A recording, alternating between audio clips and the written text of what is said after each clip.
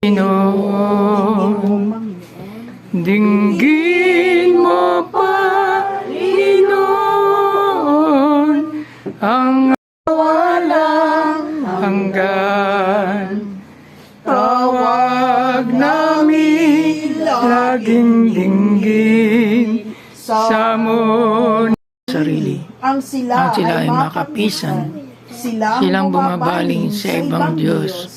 Sulirani, abot-abot, sa pagsambang gawin nila, ako ay hindi lalaho. Ikaw lamang, O Yahweh ko, ang lahat sa aking buhay. Ako iyong tinutugon sa lahat kong kailangan. Ang biyayang kaloob mo ay kahangahangang tunay. Kainam ng kaloob mong sa akin ay ibinigay. Pinupuri ko si Yahweh, na sa akin ay patnubay, kahit gabi diwa niya, ang sa akin umaakay. Nababatid ko na siya'y kasama ko, oras-oras, sa piling niya kailan may, hindi ako matitinag. Kaya't ako'y nagdiriwang, ang diwa ko'y nagagalak, ang lagi kong nadaramay, hindi ako matitinag, pagkat di mo tutulutan. Ang mahal mo ay malagak sa balon ng mga patay, upang doon ay maagnas. Ituturo mang langdas na buhay ang hantungan.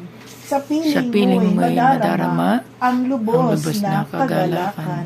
Ang tulong mo'y nagdudulot ng ligayang walang hanggan. Amen.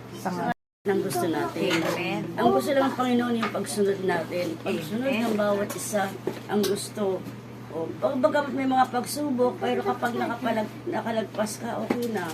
Bilang patotoo, no, bago ako pumunta ng Bohol, wala akong kapera-pera kahit 5. Andun ako sa bato. Andun ako sa balkonahin. Sabi ko sa bato, paano Lord? Paano ako makakarating ng Bohol? Wala nga po akong pera. Ginanong ko siya, wala nga po akong pera. Kinikilabutan ako. Si Jacqueline, si Poray na doon kila Konkon. At tumawag siya, Nay, aalis tayo. Aalis tayo, wala nga akong pera. Ginano ko siya. Kinikilabot. Wala nga tayong pera. Nay, meron na tayong ticket. Lilipad na tayo. Kinikilabutan ako. Sabi ko, maraming salamat.